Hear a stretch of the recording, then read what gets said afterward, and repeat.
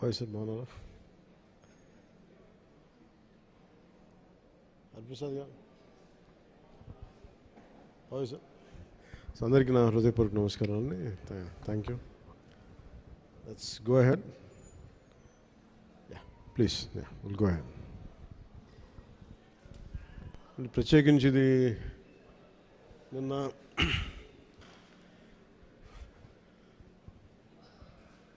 Post Janasena party నడుపుతున్నప్పుడు start చేసిన సినిమాలు ఇవన్నీ. వాటి నేపథ్యంలో ఎలక్షన్స్ అయిన తర్వాత పదవి బాధ్యతలు తీసుకున్న తర్వాత గవర్నమెంట్లో భాగస్వామ్యం తీసుకున్న తర్వాత చాలా కొంచెం ప్రత్యేక పరిస్థితుల్లో సినిమా చేయడం జరిగింది.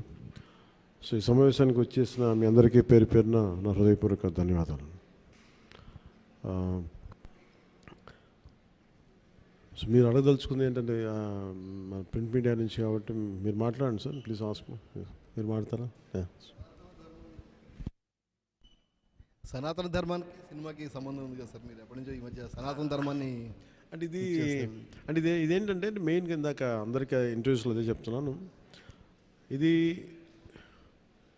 ఆంధ్రప్రదేశ్కి చాలా కీలకమైనది అది, ఈ పర్టికులర్ సినిమా. ఎందుకంటే కోహినూర్ డైమండ్ ప్రపంచవ్యాప్తంగా ప్రసిద్ధి. దాని చుట్టూ దాని రక్త చరిత్ర కూడా తెలుస్తుంది. అలాంటి కోహినూర్ డైమండ్ మన విజయవాడ కృష్ణానది తీరం దగ్గర మనకున్న కొల్లూరు ఒకప్పుడు వజ్రాల గనులు ఉండే, అక్కడ దొరికిన వజ్రం.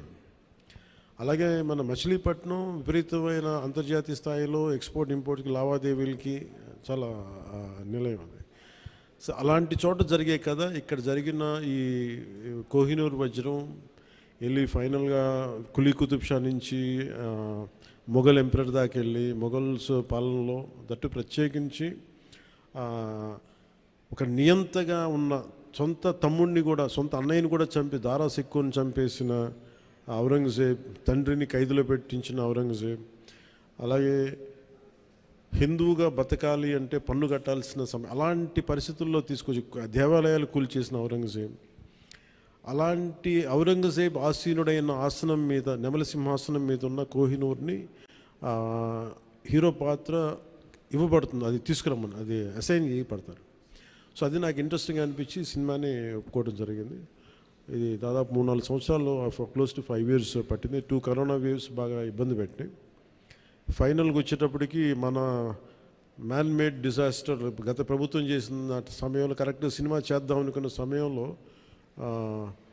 చంద్రబాబు గారిని చేసేయడం, నన్నేమో వైజాగ్లో ఇబ్బందులు పెట్టేయటం, వీటన్నిటిలో చాలా డిఫికల్టీస్ వచ్చింది సినిమా పూర్తి చేయడానికి.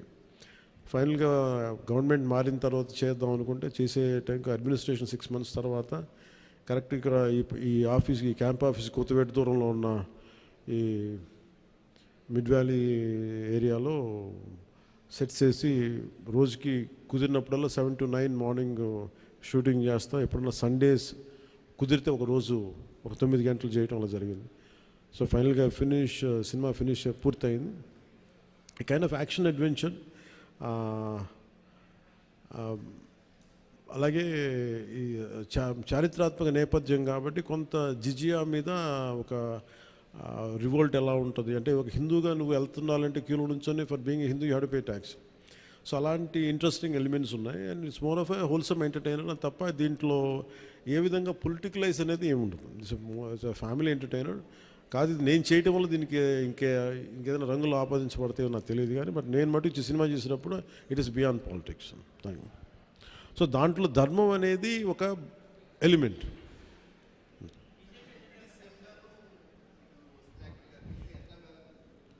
సార్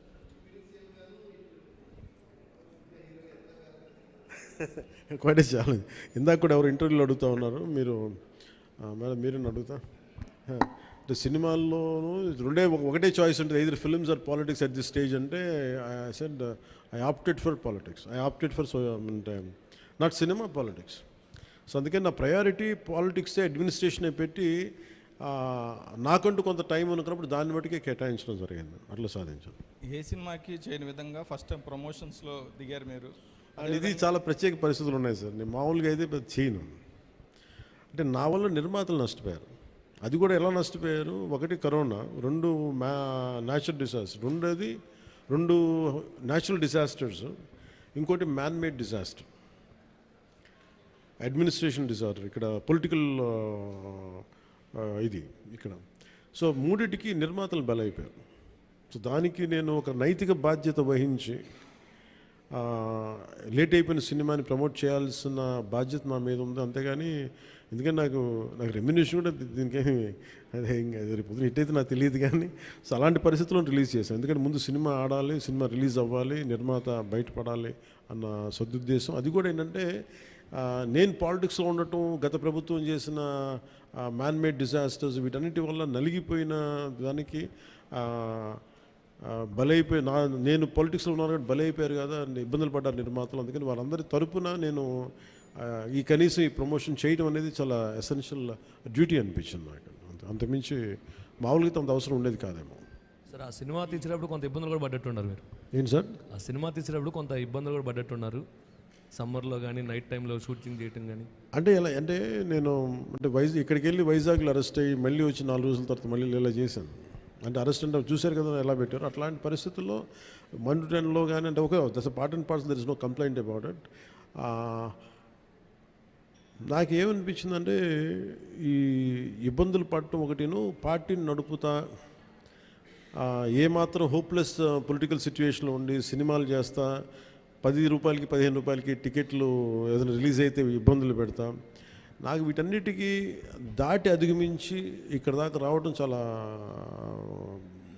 పెద్ద విజయం అనిపించింది.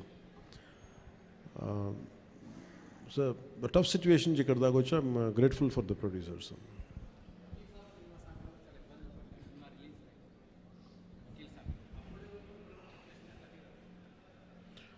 అంటే అన్నీ ఆర్గానిక్ ఉంటాయి కదండి, ఏదన్నా సహజంగా ఉంటాయి, కొన్ని ఇబ్బందులు ఉంటాయి, జరుగుతూ ఉంటాయి. అంటే నాకేంటంటే నేను సినిమాని ఇప్పుడు అంటే నేను అది ఇప్పుడు మనం చాలాసార్లు నేను ప్రతి సభలో కూడా చెప్తాను, ప్రతి చిన్న పనికి కూడా ఒక చిన్నపాటి యుద్ధమే చేయాల్సి వస్తుంది. అంటే ఏది కూడా ఒక బస్సు ఎక్కాలంటే ప్రతి సగటు మనిషి చిన్నపాటి యుద్ధం చేసే వెళ్ళాలి, ట్రైన్లో వెళ్ళాలంటే చిన్నపాటి యుద్ధం చేసి సీట్ సంపాదించాలి. అలాగా ఒక సినిమా చేయాలన్నా ఏం చేయాలన్నా ఒక సంఘర్షణ లేకుండా ఏముండదు. అందుకని సంఘర్షణ జీవనంలో భాగం అయిపోయింది తప్ప నేను పర్సనల్గా నేను ఇవన్నీ సహజం అనుకుంటాను. అంతకుమించి will move on, but how well we can stand out, ఎలా నిలబడగలం దాని మీద ఉంటుంది ఆలోచన.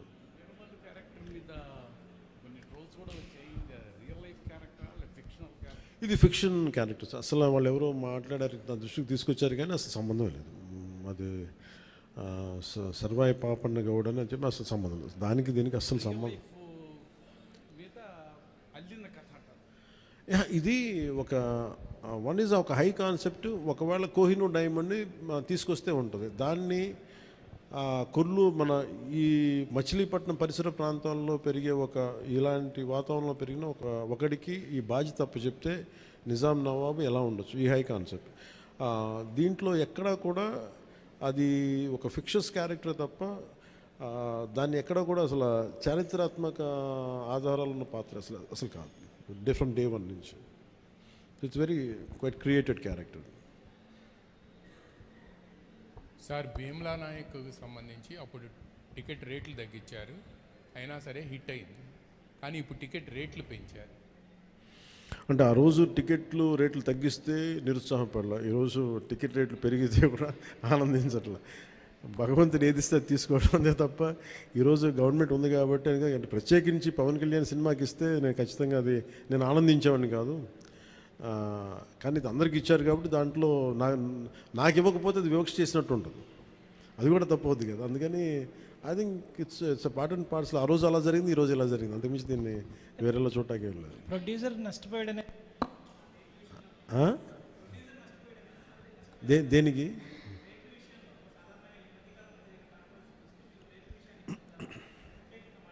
మళ్ళీ వినిపించట్లా? రేట్ల విషయంలో సినిమా టికెట్స్ రేట్ల విషయంలో ఖచ్చితంగా నేను నష్టపోయాను, నిర్మాతలు నష్టపోయారు. ఒక 5 రూపాయలు రావాల్సిన చోట రూపాయి వస్తుంది, దట్స్ ఓకే అనుకున్నాం. భగవంతుడు ఈరోజు మనకి ఇచ్చిన రూపాయితో తృప్తి పడదాం, ఖచ్చితంగా నష్టపోయాం, బట్ దట్స్ ఓకే. ఎందుకంటే వాళ్ళు వచ్చిన సంస్కృతి ఎలాంటిది, ప్రత్యర్థికి కోపం ఉంటే చీని చెట్లు నరిగేయటం, బత్తాయి చెట్లు నరిగేయటం ఆలోచన విధానం. అలాంటి వాళ్ళకి ఆర్థిక మూలాల మీద కొట్టడం సహజం కాబట్టి, అది మనం యుద్ధంలో దిగాం కాబట్టి, మనం పొలిటిక్స్లో ఉన్నాం కాబట్టి part and parcel will take it forward. దాన్ని వెనకడిగే తీసలేదు, దాన్ని part and parcel we have to accept it.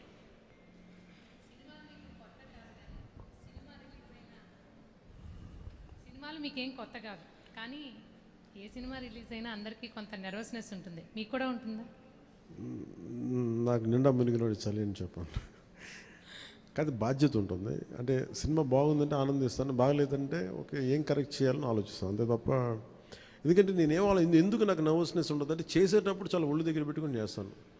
నేను సినిమా బాగలేదని కూడా ముందే చెప్తుంటారు, బాగలేదు ఇబ్బందులు ఉన్నాయి చూసుకోండి. అందువల్ల నాకు ఏంటంటే నాకు గిల్ట్ ఉండదు బేసిక్గా. ఇప్పుడు మెచ్యూరిటీ వచ్చి ఎప్పటి నుంచో మూవీస్ తీస్తున్నారు, ఇప్పుడు మీరు అలా అనుకుంటున్నారా? మొదటి నుంచి కూడా అలాగే ఉండేవాళ్ళ? దీనికి నేను సమాధానం చెప్పాను. మీరు కావాలంటే నా ఇంటర్వ్యూస్ చూసుకోండి, బిఆర్ రాజు గారితో ఉంటాయి. ఆ ఇంటర్వ్యూస్లో నేను ఇప్పుడు ఏం మాట్లాడినా అవే ఉంటాయి. అందుకని ఉదాహరణకి తొలి ప్రేమ తీశాను. తొలి ప్రేమ షూటింగ్ చేసినప్పుడు సినిమా అయిపోయి రిలీజ్ అవుతుంటే నేను కూర్చొని అక్కడ ఒక్కనే కూర్చున్నాను. గబ్బర్ సింగ్ కూర్చున్నా కానీ నేను ఒక్కనే కూర్చుని ఉన్నాను. నా పక్కన పార్టీస్ ఏమి ఉండవు. జస్ట్ ఒకసారి నా జీవితంలో నన్ను పార్టీకి పిలిచింది భీమ్లా నాయక్. ప్రత్యేకంగా నన్ను పిలిచారు. ఎందుకంటే ఇంత 10-15 రూపాయలు టికెట్ అప్పుడు కూడా ఇంత డబ్బు చేసింది ఈ సినిమా అని అనుకొని, దాని ఒక్కదాన్ని ఫస్ట్ టైము నా జీవితం అదే మొదటిసారి వెళ్ళటం. మళ్ళీ దీని తర్వాత కూడా వెళ్తాను కూడా నాకు డౌట్. అవును, ఇంతకీ మీ కో-ఎమ్మెల్యేలతో మూవీ చూసే ఆలోచన ఏమైనా ఉందా? మీ ఎమ్మెల్యేలతో కో-ఎమ్మెల్యేలతో మూవీ చూసే ఆలోచన, ప్రపోజల్స్ ఏమైనా ఉన్నాయా? నేను ఎప్పుడు అట్లా ఆలోచించలేదండి. అసలు మీరు చెప్తే ఇప్పుడు ఐడియా వచ్చింది, బాగానే ఉందనిపిస్తుంది. ఎందుకంటే అసెంబ్లీలో సగం మంది మీ ఫ్యాన్సే కదా. మేబీ మా ఎమ్మెల్యేస్ అందరికీ, మా కూటమి ఎమ్మెల్యేస్ అందరికీ ఖచ్చితంగా దీన్ని ప్రత్యేకమైన షో అయితే వేస్తే వాళ్ళు కోరుకుంటే ఖచ్చితంగా, అంటే నేను ప్రమోట్ చేసుకునే ఇబ్బందిగా ఉంటుంది కానీ ఖచ్చితంగా వాళ్ళందరూ అడిగితే మన హరిప్రసాద్ కానీ ఖచ్చితంగా I think will organise an exclusive screening for them. అందరికీ మనసులో ఉంది కానీ బయటకు అడగలేకపోతున్నారు. సో మీ ద్వారా వచ్చింది కాబట్టి ఖచ్చితంగా నేను అడ్రస్ చేస్తాను. Thank you.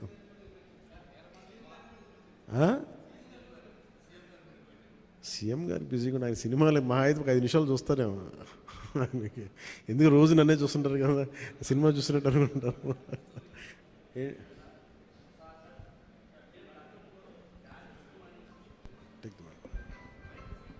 హలో, జానీ సినిమాని గతంలో మీరు డైరెక్ట్ చేసి ఆ టైంలో కొంత ఫ్లాప్ అనే ఇబ్బందికరమైనటువంటి వాతావరణాన్ని కలిగించుకున్నారు.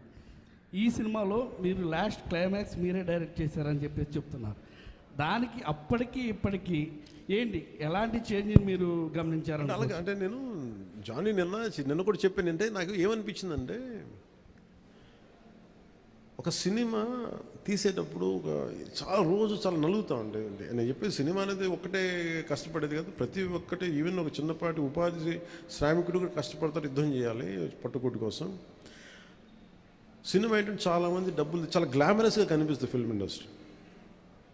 దానికి నేను ఒక చిరంజీవి గారు లాంటి అన్నయ్య ఉండి, నేను సక్సెస్ఫుల్ అయిన యాక్టర్గా ఉండి, ఖుషి తర్వాత వరుసగా విజయాల తర్వాత కూడా ఒక జానీ అనే సినిమాని నేను డైరెక్ట్ చేసేది ఆడకపోయిన వెంటనే ఒక 5 రోజులు, 10 రోజులు, నెల రోజుల తర్వాత ఫస్ట్ షో పడింది. ఇది బాగలేదు అనగానే వెంటనే మొత్తం ఫైనాన్షియర్స్, డిస్ట్రిబ్యూటర్స్ అందరూ నా ఇంటి మీదకి వచ్చేసారు. మాకు డబ్బులు రావట్లేదు, ఇప్పుడు ఏం చేస్తామండి. నా క్వశ్చన్ ఏముందంటే, మీకు డబ్బులు ఇచ్చినప్పుడు నాకు ఎప్పుడు ఎక్స్ట్రా ఇవ్వలేదు కదా, ఇప్పుడు డబ్బులు పోయినప్పుడు అది ఉండదు అక్కడ. సో నేను కంప్లైంట్ చేయట్లేదు. అంటే నాకు ఏమనిపించిందంటే, ఫస్ట్ టైము నాకు చాలా ఒక కాలం మాకు చెప్పిన అన్ని బంధాలు ఆర్థిక బంధాలు నాకు అది గుర్తొచ్చింది. నేను ఆ రోజు మొత్తం నా రెమ్యునరేషన్ తీసుకోలేదు, ఇచ్చేసాను. నాకేమనిపించిందంటే ఒంటరితనం అనిపించాను. అంటే ఇప్పుడు ఎలా ఉంది అంటే, గత ప్రభుత్వం చేసిన ఒక దుర్మార్గాలన్నీ నేను చేసేసి అందరూ నిందిస్తుంటే నేను ఎంత బాధపడాలో, సినిమా ఫ్లాప్ అయితే నన్ను బాధపడమని అందరూ అలా చెప్తాను. నా ఉద్దేశం ఏంటంటే, సినిమా చేసాం, బాగలేదు, ఆడలేదు అంతే. కానీ దానికి ఏంటి ఏదో ఒక కొంపలంతా మునిగిపోయినట్టు ఇలా మొక్కలు పెట్టుకున్నారండి. అందరూ డీలా అయిపోయి ఓకే నష్టపోతే ఎంత నష్టపోయింది చూద్దామని చెప్పి ఫైనల్ నేను ఏం చేయగలిగింది, బాబు నాకు ఇచ్చిన రెమ్యునరేషన్ ఇది, నాకు రూపాయి అవుతూ తీసుకోండి అని చెప్పి నేను ఇంకో 15 లక్షల అప్పు నేను తీసుకున్నాను. దాని తర్వాత ఇంకోళ్ళ దగ్గర ఆ అనుభవం నన్ను చాలా బలమైన వ్యక్తం చేసింది.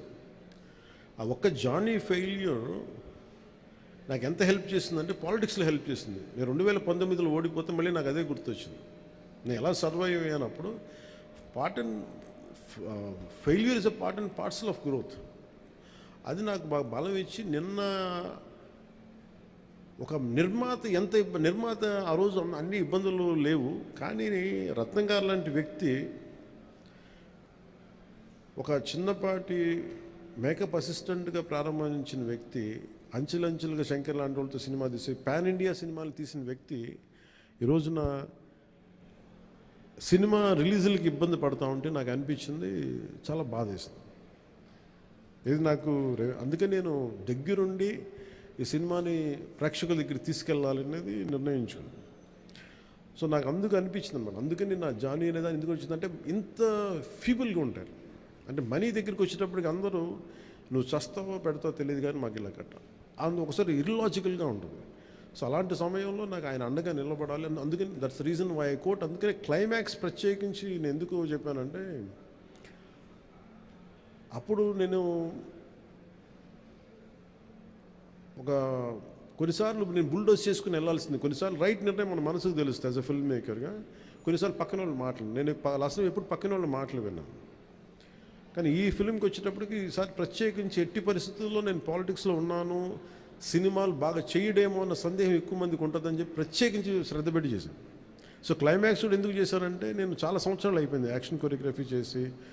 రియల్ లైఫ్లో వీళ్ళతో గొడవలు పడుతున్నాను, సినిమాలోనే యాక్షన్ కొరియోగ్రఫీ చేశాను.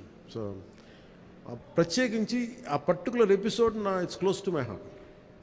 చిన్నప్పుడు ఎప్పుడు పుస్తకాల్లో చదువుకున్నాం, హిందూగా బతకాలంటే జిజియాపుని కట్టాలి. సో ఆ బాధ ఏదో ఉండిపోయినట్టుంది ఎక్కడో. సో అది ఆ వెంటౌట్ తీసుకున్న అవకాశం దొరికింది, ఐ యూజ్డ్ ఇట్ అంతే. సార్ మనం చూసుకున్నట్లయితే లేదు తీసుకుని సార్ అన్నీ బాగుంటే తీసుకుంటాను. మనం ఈ మధ్యకాలంలో చూసుకున్నట్లయితే నిర్మాతలకి కొంతమందికి మాత్రమే థియేటర్లు ఉండిపోయినాయి, వేరే వాళ్ళ సినిమాలకి ఇబ్బంది పడుతున్నారంటూ కూడా కొంత కాంట్రవర్సీ వచ్చినటువంటి పరిస్థితి సినిమా పరిశ్రమ విషయంలో. అదే రేట్ల విషయంలో కావచ్చు, థియేటర్స్ దాని విషయంలో మీకు కూడా అలాంటిది అంటే థియేటర్స్ సరిగ్గా లభించకపోవడం, కొంత నిర్మాతలు ఏమన్నా ఇబ్బంది పెట్టే అవకాశం ఉంటుందా గతంలో లాగా? అది ఎప్పుడు అలా పెడతారని నేను ఎప్పుడు అనుకోను. ఎందుకంటే థియేటర్స్కి ఫీడింగ్ కావాలి, బేసిక్ సైన్స్, అది ఎవరు అలా చేస్తారు నేను అనుకోను. కానీ ఒకసారి కొన్ని అనుకోని పరిస్థితులు వస్తూ ఉంటాయి, అది పెద్ద మనసు వదిలేయటం అంత. సార్ ఇప్పుడు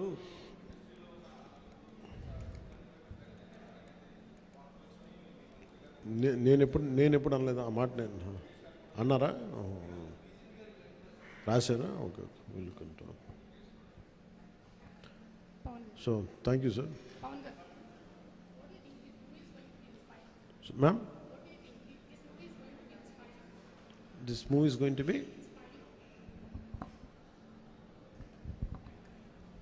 What do you think? This movie is going to be inspiring by your role?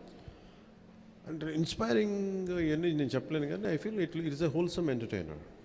Once you get in to screen, it will entertain you, it will hold on to you, and it will buy the time you come out of theatre you will feel good about the film. That's what I felt. Maybe I hope the experience will be the same to everybody. ఏంటి sir? Part 2 ఒక 20% shooting చేసాం. We had done 20 to 30%.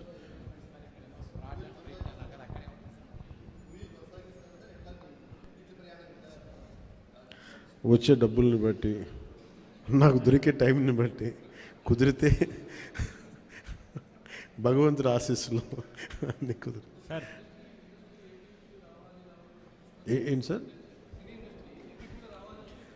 చిత్ర పరిశ్రమ ఎక్కడున్నా అది ఉన్నది.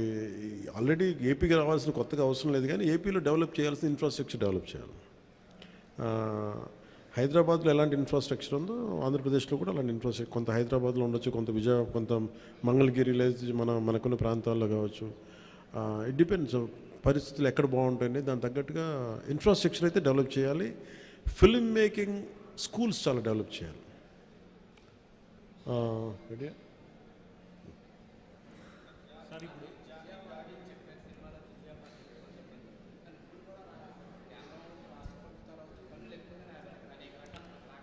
ఆ పనుల గురించి ప్రత్యేకించి మాట ప్రస్తుతం ఓన్లీ హరిహర వీలం